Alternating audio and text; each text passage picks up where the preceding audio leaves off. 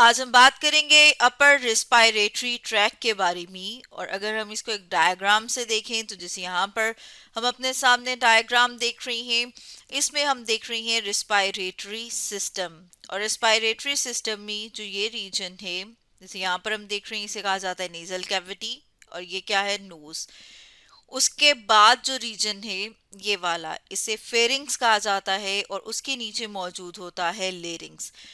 Nasal cavity, pharynx और larynx मिलके कहलाते हैं upper respiratory track.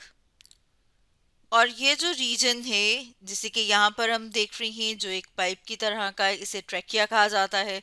Trachea divide होता है दो ट्यूब्स में। जैसे यहाँ पर हम देख रहे हैं ब्रोंकाई, और इसके आगे फर्दर ब्रांचेस होती हैं। और ये जो है इन्हें कहा जाता है लंग्स। तो ट्रैकिया, ब्रोंकाई और लंग्स, और ये जितना भी रीजन है जो लेरिंग से नीचे वाला है, वो कहलाता है लोअर रिस्पायरेटरी ट्रैक। मजीद समझते हैं हम YouTube का एक चैनल सेवेंथ एक्टिव स्टूडियो की एक एनिमेशन वीडियो से। तो अब हम इसे इनलार्ज करके देखते हैं। जैसे कि यहाँ पर हम अपने सामने देख रहे हैं कि जो एयर है वो मूव करती है नॉस्ट्रल्स ऑफ नोज से। जैसे यहाँ पर हम देख रहे हैं ना, इन्हें नॉस्ट्रल कहा जाता है। यहाँ से एयर मूव करती है इस रीजन में, जिसे कि आगे नेजल कैविटी कहते हैं। तो यहाँ पर हम देख रहे हैं नॉस्ट्रल्स, और नॉस्ट्रल्स को जब आप देखते हैं तो ये आपको नज़र आ रहे हैं, इन्हें नॉस्ट्रल कहा जाता है। और नॉस्ट्रल के अंदर जो हैं वो फाइन हेयर्स मौजूद होते हैं। और एयर यहाँ से जब एंटर होती है तो वो जो एयर में मौजूद डस्ट है वो इसके साथ, हेयर्स के साथ ट्रैप हो जाती है। इसके अलावा यहाँ पर मौजूद होती है म्यूकस की लाइनिंग। वो भी एयर में मौजूद डस्ट को, डर्ट को और इसके अलावा माइक्रो ऑर्गेनिजम्स को ट्रैप करते हैं। ये किस तरह से करती हैं, इसको समझने के लिए हम अपने सामने एक और एनिमेशन लेकर आते हैं। तो हम देख रहे हैं द प्रैक्टिकल स्टूडेंट यूट्यूब का एक चैनल, और हम इस वीडियो को अब इनलार्ज करके देखेंगे। तो जब हम ब्रीद इन करते हैं, यानी कि सांस जो है वो अपनी बॉडी के अंदर लेके जाते हैं, हवा अपनी बॉडी के अंदर लेके जाते हैं नॉस्ट्रल के ज़रिए से, तो यहाँ पर मौजूद जो हेयर हैं वो हवा में मौजूद जो डस्ट है ये उसको ट्रैप करते हैं। यानी ये जो बाल हैं ये क्या करते हैं, ये जो बड़े डस्ट पार्टिकल्स होते हैं उनको यहाँ पर ट्रैप कर लेते हैं। उसके बाद क्या होता है कि यहाँ पर मौजूद इस हेयर्स के साथ साथ म्यूकस लाइनिंग होती है। जैसे यहाँ पर हम देख रहे हैं ना, ये म्यूकस लिखा हुआ है कि म्यूकस की लाइनिंग मौजूद होती है। और ये जो म्यूकस है ये एक फ्लूइड सा होता है, वाटरी सा होता है, जेली की तरह से होता है। और यहाँ पर हम देख रहे हैं, ये जो मेरा कर्सर है इसके ऊपर आपको ये छोटे छोटे से बाल की तरह के नजर आ रहे हैं, इन्हें कहते हैं सीलिया। और अब हम देख रहे हैं कि ये जो म्यूकस है ये क्या कर रहा है, ये जो इसमें मौजूद माइक्रोब्स हैं, जैसे आपने देखा यहाँ पे सीलिया जो है वो मौजूद है। सीलिया जो है वो डस्ट को कैच कर लेता है। इसके अलावा जो स्मॉल डस्ट पार्टिकल्स हैं वो भी हम देख रहे हैं कि वो यहाँ पर ट्रैप हो गए हैं। और ये जो म्यूकस है इसने क्या करना है, इसने यहाँ पर मौजूद ये जो हमें नजर आ रही हैं माइक्रोब्स, इनको ट्रैप कर लेता है, यानी इन्हें अपने साथ चिपका लेता है। माइक्रोब्स कहा जाता है उन माइक्रो ऑर्गेनिजम्स को जो इतने छोटे होते हैं, जो हमें आम आंख से नज़र नहीं आते।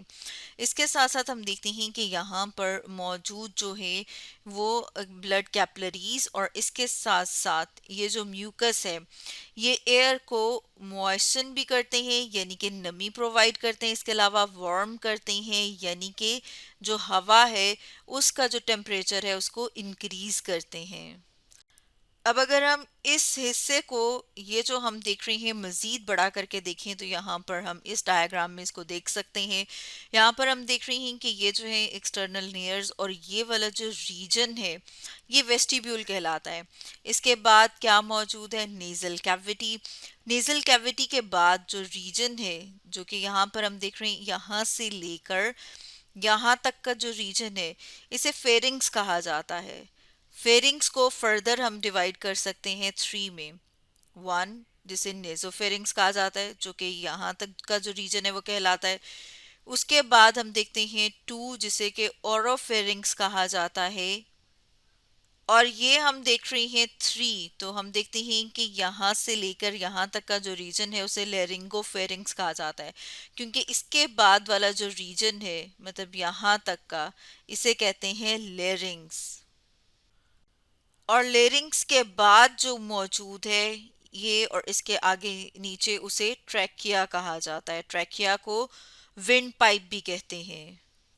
जैसे यहाँ पर हम अपने सामने देख रहे हैं, और अगर हम यहाँ पर देखें तो हमने कहा था ये यहाँ से लेके यहाँ तक का रीजन जो है वो फेरिंग्स कहलाता है, इसको हम पी लिख रहे हैं। उसके बाद वाला जो रीजन है वो लेरिंग्स कहलाता है, यहाँ पर हम एल लिख रहे हैं। और उसके बाद ये जो है ये ट्रैकिया है, जिसे कि विंड पाइप भी कहा जाता है। और इसके बिल्कुल साथ साथ मौजूद है एसोफेगस, जिसे कि फूड पाइप भी कहा जाता है, क्योंकि इसमें से फूड पास करती है और इसमें से विंड यानी कि एयर पास करती है। तो यहाँ पर हम लिख रहे हैं कि इसमें से एयर पास कर रही है और यहाँ पर फूड पास करती है। अगर हम वापस स्विच करें अपनी एनिमेशन पर तो हम देखते हैं कि यहाँ पर जो हम देख रहे थे कि लाइनिंग मौजूद है म्यूकस की, जैसे यहाँ पर हम देख रहे हैं ना कि म्यूकस जो है वो मौजूद है। और म्यूकस के अंदर जैसे हमने बात की थी कि माइक्रोब्स जो मौजूद हैं, तो अब साथ में सीलिया भी मौजूद हैं। सीलिया जो ही वो इसके अंदर मौजूद जितनी भी डस्ट होती है, यहाँ पर हम लिख लेते हैं कि अगर इसके अंदर डस्ट मौजूद है या फिर इसके अंदर जो है वो जर्म्स मौजूद हैं, तो यहाँ पर हम साथ में लिख देते हैं कि जैसे वायरस है, बैक्टीरिया, ये क्या है, जर्म्स हैं जो बीमारी की वजह बन सकते हैं। तो अब ये जो सीलिया है ये इस डस्ट को, जर्म्स को जो है वो हम एक ब्लैक कलर से करते हैं, यहाँ से इसको मूव करवाना शुरू करेंगे और मूव करता करता ये कहाँ पर आ जाएगा, फेरिंग्स से के बाद लेरिंग्स, और लेरिंग्स के बाद आगे क्या मौजूद होता है, आगे हमने देखा कि ट्रैकिया यानी कि विंड पाइप, और साथ में जो है वो फूड पाइप इकट्ठे इकट्ठे मौजूद हैं, जैसे कि यहाँ पर हम अपने सामने देख रहे हैं। तो अब ये जो है वो म्यूकस जिसके अंदर जो है वो ट्रैप हुए हुए हैं, उसके साथ चिपके हुए हैं माइक्रोब्स या डस्ट, वो अब आएगी इस रीजन में जिसे कि हम कह रहे हैं कि फूड पाइप। और फिर यहाँ से होती हुई वो कहाँ पर जाएगी, इस रीजन में, यहाँ पर जिसे कि स्टमक कहा जाता है। यानी कि हम ये देख रहे हैं कि वो अब किसका पार्ट बन गया है, वो अब डाइजेस्टिव सिस्टम का पार्ट बन गया है। और जैसे कि हम जानते हैं कि जो हमारा डाइजेस्टिव सिस्टम है वो जो हम खाना खाते हैं उसको डाइजेस्ट करने के बाद जो वेस्ट मटेरियल है उसे बॉडी से बाहर एक्सक्रीट कर देता है। तो अब वो जो म्यूकस है जिसके अंदर क्या मौजूद है, जिसके अंदर डस्ट मौजूद है, प्लस जिसके अंदर क्या मौजूद है, जर्म्स मौजूद हैं, तो उससे जो है वो वेस्ट मटेरियल के साथ बॉडी से बाहर जो है वो एक्सक्रीट कर दिया जाता है। और ये कहाँ से होता है, यहाँ से हम देख रहे हैं कि जो अपर रिस्पायरेटरी ट्रैक है वहाँ से ये ट्रैकिया में जाने की बजाय इसे कहाँ पर भेजा जाता है, इसे एसोफेगस में भेजा जाता है, ताकि हमें जो है वो मुख्तलिफ किस्म की बीमारियों से बचाया जा सके। तो स्टूडेंट्स, आज हमने डिस्कस किया अपर रिस्पायरेटरी ट्रैक के बारे में। लोअर रिस्पायरेटरी ट्रैक के बारे में डिस्कस करेंगे हम अपनी नेक्स्ट वीडियो में।